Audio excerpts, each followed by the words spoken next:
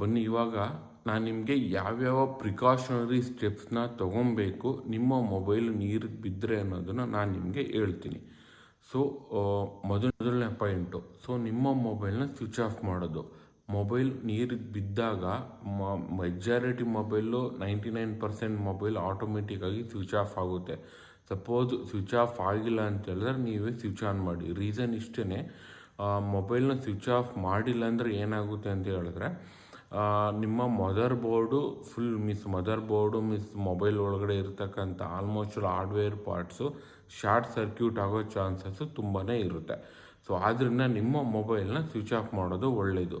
ಮತ್ತು ಇನ್ನೊಂದೇನು ಅಂತ ಹೇಳಿದ್ರೆ ನಿಮ್ಮ ಮೊಬೈಲು ಯಾವ ನೀರಿಗೆ ಬಿದ್ದಿದೆ ಅನ್ನೋದ್ರ ಮೇಲೆ ಡಿಪೆಂಡ್ ಆಗುತ್ತೆ ನೀವು ಯಾವ್ಯಾವ ಥರ ಪ್ರಿಕಾಷನರಿ ಸ್ಟೆಪ್ಸ್ನ ತೊಗೋಬೇಕು ಅಂತ ಅಂದ್ಬಿಟ್ಟು. ಫಾರ್ ಅನ್ ಎಕ್ಸಾಂಪಲ್, ನಿಮ್ಮ ಮೊಬೈಲ್ ಏನಾದರೂ ಲೈಕ್ ಸಿಹಿ ನೀರು ಪೂಲ್ಗೋ ಅಥವಾ ಕುಡಿಯೋ ನೀರು ಡ್ರಿಂಕಿಂಗ್ ವಾಟರ್ಗೋ ಅಥವಾ ಬಿದ್ದಿದೆ ಅಂತ ಹೇಳಿದ್ರೆ ಅದಕ್ಕೆ ಸಪ್ರೇಟ್ ಸ್ಟೆಪ್ಸ್ನ ತೊಗೊಬೇಕು. ಅಥವಾ ನಿಮ್ಮ ಮೊಬೈಲ್ ಏನಾದರೂ ಸಾಲ್ಟ್ ವಾಟರ್ಗೋ ಅಥವಾ ಲೈಮ್ ವಾಟರ್ಗೋ ಏನಾದ್ರು ಬಿದ್ದಿದೆ ಅಂತ ಹೇಳಿದ್ರೆ ಅದಕ್ಕೆ ಸಪ್ರೇಟ್ ಸ್ಟೆಪ್ಸ್ನ ತೊಗೋಬೇಕು. ಅದನ್ನು ನಾನು ನಿಮಗೆ ಈ ವಿಡಿಯೋದಲ್ಲಿ ತಿಳಿಸ್ಕೊಡ್ತಾ ಹೋಗ್ತೀನಿ. ಸ್ವಿಮ್ಮಿಂಗ್ ಪೂಲ್ಗೋ ಅಥವಾ ಕುಡಿಯೋ ನೀರಿಗೋ ಅಥವಾ ಲೈಕ್ ಡೇ ಬೈ ಡೇ ನಾವು ಯೂಸ್ ಮಾಡ್ತೀವಿ ಗೊತ್ತಾ, ಆ ಥರ ವಾಟರ್ಗೆ ಏನಾದ್ರು ಬಿದ್ದಿದೆ ಅಂತ ಹೇಳಿದ್ರೆ ನಿಮ್ಮ ಮೊಬೈಲ್ನ ತೆಗೆದು ಸ್ವಿಚ್ ಆಫ್ ಮಾಡಿಬಿಟ್ಟು ಈ ನೆಕ್ಸ್ಟು 12 hours ಅಥವಾ ಇಷ್ಟೊತ್ತಾಗುತ್ತೋ ಅಷ್ಟೊತ್ತು ಒಂದು ಕಾಟನ್ ಟವಲಲ್ಲಿ ಅದು ನಾರ್ಮಲ್ ನಾವು ಹೇಗೆ ಡೆಸ್ಕ್ ಮೇಲೆ ಇಡ್ತೀವಿ ಗೊತ್ತಾ, ಆ ಥರ ಡೆಸ್ಕ್ ಮೇಲೆ ಇಟ್ಟಾಗ ಏನಾಗುತ್ತೆ ಅಬ್ಸರ್ವ್ ಮಾಡೋ ಚಾನ್ಸಸ್ಸು ತುಂಬಾ ಇರುತ್ತೆ. ನಿಮ್ಮ ಮೊಬೈಲ್ ಏನಾದರೂ ಸಾಲ್ಟ್ ವಾಟರ್ ಈಗೇನಾದ್ರು ಬಿತ್ತು ಅಂತ ಹೇಳಿದ್ರೆ ಇದು ಸ್ವಲ್ಪ ಕ್ರಿಟಿಕಲ್ಲು. ಸೊ ಅದನ್ನು ಹೊರಗಡೆ ತೆಗೆದು ತುಂಬ ಅಂದರೆ ಸ್ವಲ್ಪ ಕಷ್ಟ, ಲಿಟಲ್ ಬಿಟ್ ಕಷ್ಟ. ಏನಾಗುತ್ತೆ ಅಂತ ಹೇಳಿದ್ರೆ ನೀವೆಲ್ಲ ಔಟ್ಸೈಡ್ ಹೋಗಿರ್ತೀರ, ಬೀಚ್ ಕಡೆ ಎಲ್ಲಾದರೂ ಹೋಗಿರ್ತೀರ, ಮಿಸ್ಸಾಗಿ ನಿಮ್ಮ ಮೊಬೈಲ್ ಏನಾದರೂ ಸಮುದ್ರಕ್ಕೆ ಏನಾದ್ರು ಬಿದ್ದಿದೆ ಅಂತ ಹೇಳಿದ್ರೆ ವಾಟರ್ನ ರಿಮೂವ್ ಮಾಡ್ಬೋದು. ಬಟ್ ವಾಟರಲ್ಲಿ ಇರ್ತಕ್ಕಂಥ ಸಾಲ್ಟ್ ಕಂಟೆಂಟ್ ಏನಿರುತ್ತೆ ಗೊತ್ತಾ, ಅದನ್ನು ತೆಗೆಯೋದು ಸ್ವಲ್ಪ ಕಷ್ಟ ಆಗುತ್ತೆ. ಸೊ ಏನಾಗುತ್ತೆ ಅಂತ ಹೇಳಿದ್ರೆ ಸಾಲ್ಟು ಡೇ ಬೈ ಡೇ ನಿಮ್ಮ ಮೊಬೈಲಲ್ಲಿ ಇರ್ತಕ್ಕಂಥ ಹಾರ್ಡ್ವೇರ್ ಮೇಲೆ ಕೂತ್ಕೊಂಡು ಅದರಲ್ಲಿ ನಿಮ್ಮ ಹಾರ್ಡ್ವೇರ್ ಪರ್ಫಾರ್ಮೆನ್ಸ್ ಮೇಲೆ ತುಂಬಾ ಪರಿಣಾಮ ಬೀರುತ್ತೆ. ಸೊ ಅದಕ್ಕೆ ನೀವು ಕೆಲವೊಂದು ಆ್ಯಸಿಡ್ನ ಯೂಸ್ ಮಾಡಬೇಕು. ಸೊ ಹಾಗಾದಾಗ ನೀವೇನು ಮಾಡಬೇಕು ಅಂತ ಹೇಳಿದ್ರೆ ಫಸ್ಟು ಸಪೋಸ್ ಅದೇನಾದರೂ ಸಾಲ್ಟ್ ವಾಟರ್ಗೆ ಏನಾದ್ರು ಮೊಬೈಲ್ ಬಿದ್ದಿದೆ ಅಂತ ಹೇಳಿದ್ರೆ ಮೊದಲು ಮೊಬೈಲ್ನ ತೊಗೊಂಡು ಸರ್ವಿಸ್ ಸೆಂಟರ್ಗೆ ಹೋಗಿ ಅಲ್ಲಿ ನಿಮಗೆ ಬೆಟರ್ ಹೆಲ್ಪ್ ಸಿಗ್ಬೋದು. ಏನಕ್ಕೆ ಅಂತ ಹೇಳಿದ್ರೆ ಸಾಲ್ಟ್ ವಾಟರಿಂದ ವಾಟರ್ನ ನಾವು ರಿಮೂವ್ ಮಾಡ್ಬೋದು, ಬಟ್ ಅದು ಸಾಲ್ಟ್ನ ತೆಗೆಯೋದು ತುಂಬಾ ಕಷ್ಟ ಆಗಿರುತ್ತೆ. ಸೊ ಒನ್ಸ್ ಸಾಲ್ಟ್ ಒಳಗಡೆ ಹೋಗಿದೆ ಅಂತ ಹೇಳಿದ್ರೆ ಅದು ನಿಮ್ಮ ಹಾರ್ಡ್ವೇರ್ ಮೇಲೆ ತುಂಬ ಇನ್ ಫ್ಯೂಚರಲ್ಲಿ ತುಂಬಾ ಪರಿಣಾಮನ ಬೀರ್ಬೋದು. ಪಾಯಿಂಟ್ ಏನಂತ ಹೇಳಿದ್ರೆ ಇದೊಂದು ಬೇಸಿಕ್ ಸ್ಟೆಪ್ಪು, ಮೇ ಬಿ ಇದರಿಂದ ಸ್ವಲ್ಪ ಯೂಸ್ಫುಲ್ ಆಗ್ಬೋದು. ಏನು ಅಂತ ಹೇಳಿದ್ರೆ ಮೊಬೈಲು ನೀರಿಗೆ ಬಿದ್ದಿದೆ ಅಂತ ಹೇಳಿದ್ರೆ ನೀವು ಮೊಬೈಲ್ನ ತೆಗೆದುಕೊಂಡೋಗಿ ಹೊರಗಡೆ ಇಡ್ತಕ್ಕಂಥದ್ದು. ಅಂದರೆ ನಾನು ಆಗಲೇ ಹೇಳಿದ್ದೀನಿ, ಫುಲ್ ಡೈರೆಕ್ಟ್ ಸನ್ಲೈಟಲ್ಲಿ ಇಡಬೇಡಿ, ತುಂಬ ಕೋಲ್ಡ್ ಪ್ಲೇಸಸಲ್ಲಿ ಕೂಡ ಇಡಬೇಕು. ಎಲ್ಲಿ ಮಾಡ್ರೇಟ್ ಪ್ಲೇಸಸ್ ಇರುತ್ತೆ ಗೊತ್ತಾ, ಆ ಪ್ಲೇಸಸಲ್ಲಿ ಇಕ್ಕಿದ್ರೆ ಏನಾಗುತ್ತೆ ಅಂತ ಹೇಳಿದ್ರೆ ವಾಟರು ಔಟ್ಸೈಡ್ ಬರೋ ಚಾನ್ಸಸ್ಸು ತುಂಬಾ ಇರುತ್ತೆ. ಸೊ ಆವಾಗ ಏನಾಗುತ್ತೆ ಅಂತ ಹೇಳಿದ್ರೆ ನಿಮ್ಮ ಮೊಬೈಲ್ ಪರ್ಫಾರ್ಮೆನ್ಸ್ ಮೇಲೆ ಯಾವುದೇ ರೀತಿಯ ಪರಿಣಾಮನ ಬೀರೋದಿಲ್ಲ. ಬಟ್ ಹಾಗಂತ ಹೇಳ್ಬಿಟ್ಟು ಡೈರೆಕ್ಟ್ ಸನ್ಲೈಟಲ್ಲೂ ಕೂಡ ಇಡೋಕ್ಕೆ ಹೋಗಬೇಡಿ, ನಿಮ್ಮ ಮೊಬೈಲ್ದು ಸ್ಕ್ರೀನು ಮತ್ತು ಬ್ಯಾಟ್ರಿ ಡ್ಯಾಮೇಜ್ ಆಗುತ್ತೆ. ಮತ್ತು ಇನ್ನೊಂದು ತುಂಬ ಕೋಲ್ಡ್ ಪ್ಲೇಸಸಲ್ಲಿ ಇಡಬೇಡಿ. ಏನಕ್ಕೆ ಅಂತ ಹೇಳಿದ್ರೆ ಆಲ್ರೆಡಿ ವಾಟರ್ ಕೋಲ್ಡ್ ಇರುತ್ತೆ, ಮೀನ್ಸ್ ಅದು ಆಲ್ರೆಡಿ ಒಳಗಡೆ ಇರೋದ್ರಿಂದ ನೀವು ಇನ್ನೂ ಕೋಲ್ಡ್ ಇಟ್ಟಾಗ ಏನಾಗುತ್ತೆ ಅಂತ ಹೇಳಿದ್ರೆ ಇನ್ನೂ ಮತ್ತೆ ಡ್ಯಾಮೇಜ್ ಆಗೋ ಚಾನ್ಸಸ್ಸು ತುಂಬಾ ಇರುತ್ತೆ. ಮತ್ತು ಇನ್ನೊಂದು, ಸಪೋಸ್ ನೀವೇನಾದರೂ ಸ್ವಲ್ಪ ಮೊಬೈಲ್ ಎಕ್ಸ್ಪರ್ಟ್ ಆಗಿದ್ದು ನಿಮಗೆ ಲೈಕ್ ಮೊಬೈಲ್ ಬಗ್ಗೆ ಸ್ವಲ್ಪ ನಾಲೆಡ್ಜ್ ಇದೆ ಅಂತ ಏನಾದ್ರು ಅಂತ ಹೇಳಿದ್ರೆ ನಿಮ್ಮ ಮೊಬೈಲ್ ಸಾಲ್ಟ್ ವಾಟರ್ಗೆ ಏನಾದ್ರು ಬಿದ್ದಿದೆ ಅಂತ ಹೇಳಿದ್ರೆ ನಿಮಗೆ ಮಾರ್ಕೆಟಲ್ಲಿ ನಿಮಗೆ ಐಸೋಪ್ರೊಪೈಲ್ ಆಲ್ಕೋಹಾಲ್ ಅಂತಂದ್ಬಿಟ್ಟು ಸಿಗುತ್ತೆ. ಸೊ ಅದನ್ನು ಯೂಸ್ ಮಾಡಿಕೊಂಡು ನೀವು ವಾಟರ್ನ ಆಚೆಗಡೆ ತೆಗಿಬೋದು. ಅದನ್ನು ಒಂದು ಕಾಟನ್ ಬಟ್ಟೆಗೆ ಹಾಕ್ಕೊಂಡು ನೀವು ಅದನ್ನು ಯೂಸ್ ಮಾಡಿಕೊಂಡು ಆಚೆಗಡೆ ತೆಗಿಬೋದು. ಅದು ಸಮೇತ ನಿಮಗೆ ಐಸೋಪ್ರೊಪೈಲ್ ಆಲ್ಕೋಹಾಲ್ನ ಯೂಸ್ ಮಾಡಿಕೊಂಡು ಸಾಲ್ಟ್ ವಾಟರ್ನ ನೀವು ಆಚೆಗಡೆ ತೆಗಿಯೋ ಪ್ರಯತ್ನನ ಮಾಡ್ಬೋದು. ಏನು ಅಂತ ಹೇಳಿದ್ರೆ ಮೊಬೈಲ್ ನೀರಿಗೇನಾದ್ರು ಬಿದ್ದಿದೆ ಅಂತ ಹೇಳಿದ್ರೆ ನಿಮ್ಮ ಮೊಬೈಲಲ್ಲಿ ಏನೇನು ರಿಮೂವ್ ಮಾಡ್ಬೋದು ಅದನ್ನೆಲ್ಲ ರಿಮೂವ್ ಮಾಡಿ. ಇನ್ ದ ಸೆನ್ಸ್ ನಿಮ್ಮ ಮೊಬೈಲ್ ಕೇಸ್ ಆಗಿರ್ಬೋದು, ಹಿಂದೆಗಡೆ ಆಗಿರ್ತಕ್ಕಂಥ ಬ್ಯಾಕ್ ಕವರು ಮತ್ತು ಸಿಮ್ ಸ್ಲಾಟು, ಈವನ್ ನಿಮ್ಮ ಮೆಮೊರಿ ಕಾರ್ಡು ಅದನ್ನು ಕೂಡ ಬೇಕಾದ್ರೆ ನೀವು ರಿಮೂವ್ ಮಾಡ್ಬೋದು. ಕೆಲವೊಂದು ಹಳೇ ವರ್ಷನ್ ಮೊಬೈಲ್ಗಳಲ್ಲಿ ಏನು ಬರ್ತಾಯಿತ್ತು ಗೊತ್ತಾ, ಸ್ಯಾಮ್ಸಂಗ್ ಜೆ ಸೀರೀಸ್ ಏನಾದ್ರು ಸ್ಯಾಮ್ಸಂಗ್ ಜೆ ಸೀರೀಸು ಅಥವಾ ಮೋಟ್ರೋಲಾ ಹಳೆ ಮೊಬೈಲಲ್ಲಿ ನಿಮ್ಮ ಮೊಬೈಲ್ ಬ್ಯಾಕ್ ಕವರ್ನು ಕೂಡ ರಿಮೂವ್ ಮಾಡ್ಬೋದು. ಸೊ ಮೊಬೈಲ್ನ ಬ್ಯಾಕ್ ಕವರು, ಅದರಲ್ಲಿರ್ತಕ್ಕಂಥ ಬ್ಯಾಟ್ರಿ, ಸೊ ನಿಮ್ಮ ಕೈಲಿ ಏನೇನು ಸಾಧ್ಯ ಆಗಿ ರಿಮೂವ್ ಮಾಡ್ಬೋದಲ್ವ ಅದನ್ನೆಲ್ಲ ಕೂಡ ರಿಮೂವ್ ಮಾಡ್ಬೋದು.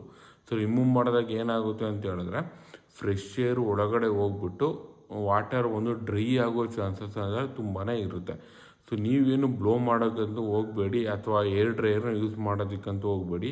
ಸೊ ಯಾವಾಗ ಗಾಳಿ ಆಡುತ್ತೆ ಗೊತ್ತಾ, ಗಾಳಿ ಆಡಿದಾಗ ಸೊ ವಾಟರ್ ಬಂದು ಡ್ರೈ ಆಗೋ ಚಾನ್ಸಸ್ಸು ತುಂಬಾ ಇರುತ್ತೆ.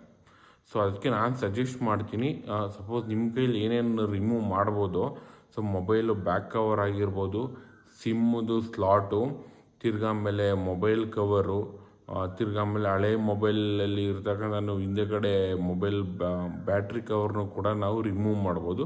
ಅದನ್ನೆಲ್ಲ ರಿಮೂವ್ ಮಾಡಿ ಅಂತ ಹೇಳಿದ್ರೆ ನಾವು ಬೇಕಾದರೆ ಸಿಲಿಕಾನ್ ಜೆಲ್ನ ಯೂಸ್ ಮಾಡ್ಕೊಬೋದು. ಸಿಲಿಕಾನ್ ಜೆಲ್ ಅಂದರೆ ಯೂಶ್ವಲಿ ಫ್ಲಿಪ್ಕಾರ್ಟು, ಅಮೆಝಾನಲ್ಲಿ ಶಾಪಿಂಗ್ ಏನಾದ್ರು ಮಾಡಿದ್ರೆ ನಮಗೆ ಕಂಪ್ನಿ ಕಡೆಯಿಂದ ಒಂದು ಸ್ಮಾಲ್ ಬಾಕ್ಸಲ್ಲಿ ಮೀನ್ಸ್ ಸ್ಮಾಲ್ ಕವರಲ್ಲಿ ನಮಗೆ ಒಂದು ಸಣ್ಣ ಲೈಕ್ ಸಾಸಿವೆ ಗಾತ್ರದಲ್ಲಿರ್ತಕ್ಕಂಥದ್ದನ್ನು ಒಳ್ಳೆ ಕಾಟನ್ ಥರ ಇರುತ್ತೆ, ಅದನ್ನು ಕಾಟನ್ ಹಾಕಿ ಕಳಿಸ್ತಾರಲ್ವ.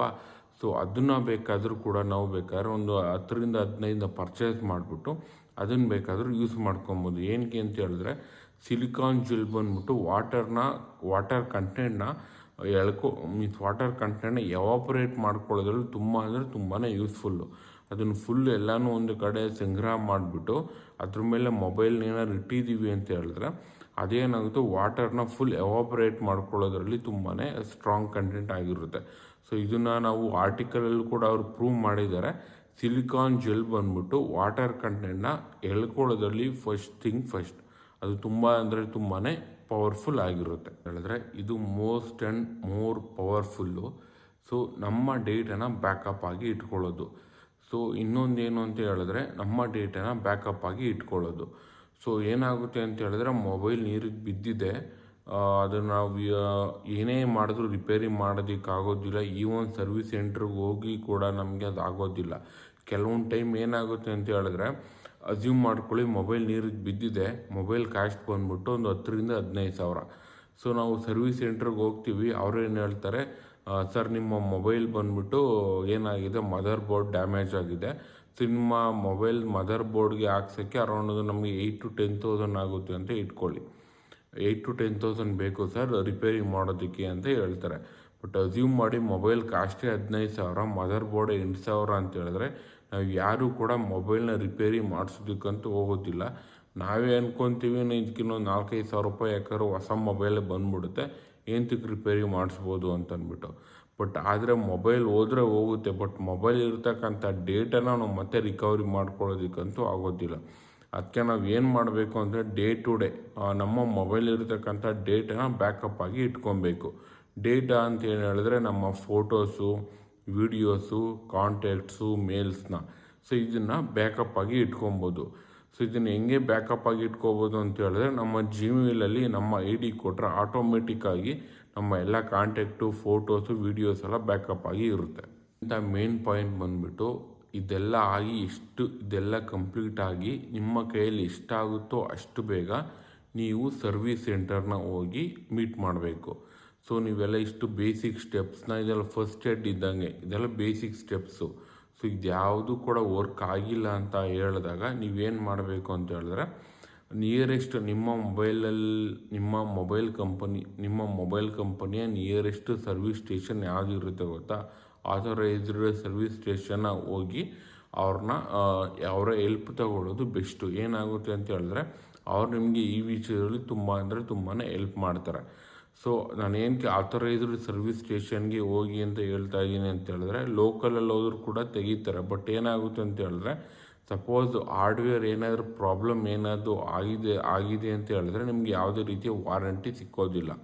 ಬಟ್ ನಿಮಗೆ ಸರ್ವಿಸ್ ಸೆಂಟ್ರ್ ಅವ್ರು ಏನು ಮಾಡ್ತಾರೆ ಅಂತ ಹೇಳಿದ್ರೆ ಸಪೋಸ್ ಹಾರ್ಡ್ವೇರ್ ಪ್ರಾಬ್ಲಮ್ಸ್ ಏನೋ ನಿಮ್ಮ ಮದರ್ ಬೋರ್ಡ್ ಆಗಿರ್ಬೋದು, ಅಥವಾ ನಿಮ್ಮ ಬ್ಯಾಟ್ರಿ ಆಗಿರ್ಬೋದು, ಅಥವಾ ನಿಮ್ಮ ಚಾರ್ಜಿಂಗ್ ಸರ್ಕ್ಯೂಟ್ ಆಗಿರ್ಬೋದು, ಅಥವಾ ನಿಮ್ಮ ಕ್ಯಾಮ್ರಾ ಲೆನ್ಸಸ್ಸೇ ಆಗಿರ್ಬೋದು, ಏನೇ ಪ್ರಾಬ್ಲಮ್ ಆಗಿದ್ರೂ ಕೂಡ ಅದನ್ನು ರಿಪೇರಿ ಮಾಡಿ ಅದಕ್ಕೆ ಗ್ಯಾರಂಟಿ ಕೊಡ್ತಾರೆ. ಬಟ್ ನಿಮಗೆ ಥರ್ಡ್ ಪಾರ್ಟಿ ಅಪ್ಲಿಕೇಶನ್ ಅವ್ರು ಏನು ಮಾಡ್ತಾರೆ ಗೊತ್ತಾ, ನೀವೇನಾದ್ರು ಆಚೆ ಕಡೆ ಸರ್ವಿಸ್ ಮಾಡಿಸಿದ್ದೀರಾ ಅಂತ ಹೇಳಿದ್ರೆ ಅವ್ರು ನಿಮ್ಗೆ ಯಾವುದೇ ರೀತಿಯ ವಾರಂಟಿನ ಕೊಡೋದಿಲ್ಲ. ಸೊ ಅದಕ್ಕೆ ನಾನೇನು ಸಜೆಸ್ಟ್ ಮಾಡ್ತೀನಿ ಅಂತ ಹೇಳಿದ್ರೆ, ಆದಷ್ಟು ಬೇಗ ನಿಮ್ಮ ಸರ್ವಿಸ್ ಸೆಂಟರ್ನ ಹೋಗಿ ಮೀಟ್ ಮಾಡಿದ್ದೀರಾ ಅಂತ ಹೇಳಿದ್ರೆ ಅವ್ರು ಹೇಳ್ತಾರೆ ಯಾವ ಪಾರ್ಟು ಡ್ಯಾಮೇಜ್ ಆಗಿದೆ, ಯಾವ ಪಾರ್ಟ್ ಡ್ಯಾಮೇಜ್ ಆಗಿಲ್ಲ ಅಂತ ಅಂದ್ಬಿಟ್ಟು. ಬಟ್ ಇನ್ನೊಂದು ಏನು ಅಂತ ಹೇಳಿದ್ರೆ, ಕಂಪ್ನಿಯವರು ನಿಮ್ಮ ಮೊಬೈಲ್ ಅಂಡರ್ ವಾರಂಟಿಯಲ್ಲಿ ಇದ್ದರೂ ಕೂಡ ನಿಮಗೆ ಯಾವುದೇ ರೀತಿಯ ವಾರಂಟಿನ ಕ್ಲೈಮ್ ಮಾಡೋದಕ್ಕಾಗೋದಿಲ್ಲ. ರೀಸನ್ ಇಷ್ಟೇ, ವಾಟರ್ಗೆ ಬಿದ್ದಿದೆ ಅಂತ ಹೇಳಿದ್ರೆ ಮೊಬೈಲ್ ಅದು ಅಂಡರ್ ವಾರಂಟಿಯಲ್ಲಿ ಬರೋದಿಲ್ಲ, ಎಕ್ಸ್ಟ್ರಾ ನೀವೇ ಪೇ ಮಾಡಬೇಕಾಗುತ್ತೆ.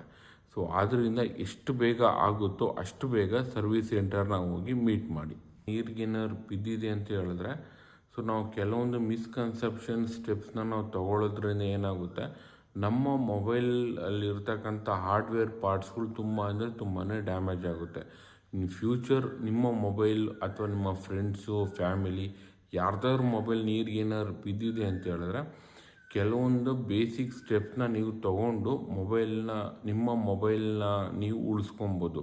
ಆ್ಯಸ್ ವೆಲ್ ಆಸ್ ಅದು ನಿಮ್ಮ ಮೊಬೈಲ್ ನೆಕ್ಸ್ಟು ಹಾರ್ಡ್ವೇರ್ ಪಾರ್ಟ್ಸ್ಗಳಿಗೆ ಡ್ಯಾಮೇಜ್ ಆಗದಿರೋ ಥರ ನೀವು ಬೇಕಾದರೆ ತಡಿಬೋದು. ಸೊ ಇದರಲ್ಲಿ ಏನು ಕಾಮನ್ ಪಾಯಿಂಟು ಅಂತ ಹೇಳಿದ್ರೆ, ಎಷ್ಟು ಬೇಗ ನೀವು ಸರ್ವಿಸ್ ಸೆಂಟ್ರನ್ನ ಮೀಟ್ ಮಾಡ್ತೀರಾ ಗೊತ್ತಾ ಅಷ್ಟೂ ಕೂಡ ನಿಮಗೆ ಒಳ್ಳೆಯದು. ಸೊ ಕೆಲವಲ್ವಾ ಮೊಬೈಲ್ ನೀರಿಗೆ ಬಿದ್ದರೆ ಏನು ಮಾಡಬಾರ್ದು, ಮತ್ತು ಇನ್ನೊಂದು ಕೆಲವೊಂದು ಬೇಸಿಕ್ ಸ್ಟೆಪ್ಸ್ ಯಾವುದ್ಯಾವ್ದು ತೊಗೋಬೇಕು ಅಂತ ಅಂದ್ಬಿಟ್ಟು. ಸಿಂಪಲ್ಲು, ಮೊಬೈಲ್ ನೀರಿಗೆ ಏನಾದ್ರು ಬಿದ್ದಿದೆ ಅಂತ ಹೇಳಿದ್ರೆ ಆ್ಯಕ್ಟ್ ಫಾಸ್ಟ್. ಆಮೇಲೆ ಇನ್ನೊಂದು ಏನು ಅಂತ ಹೇಳಿದ್ರೆ ಪ್ಯಾನಿಕ್ ಆಗಬೇಡಿ. ಸೊ ನನ್ನ ಮೊಬೈಲ್ ನೀರಿಗೆ ಬಿದ್ದೋಯ್ತು, ಏನು ಮಾಡಬೇಕು ಅಂತ ಅಂದ್ಬಿಟ್ಟು. ಸೊ ನೀವು ಎಷ್ಟು ಬೇಗ ಕೆಲವೊಂದು ಡಿಸಿಷನ್ನ ತೊಗೊತೀರ ಗೊತ್ತಾ, ಅದ್ರ ಮೇಲೆ ನಿಮ್ಮ ಮೊಬೈಲ್ದು ರಿಪೇರಿ ಆಗುತ್ತೋ ಅದನ್ನು ಯೂಸ್ ಮಾಡೋಕ್ಕಾಗುತ್ತೋ ಆಗಲ್ಲ ಅನ್ನೋದು ಕೂಡ ನಿಂತಿರುತ್ತೆ. ಸೊ ಈ ವಿಡಿಯೋ ನಿಮಗೆ ಯೂಸ್ಫುಲ್ ಆಗುತ್ತೆ ಅಂತ ಭಾವಿಸ್ತೀನಿ.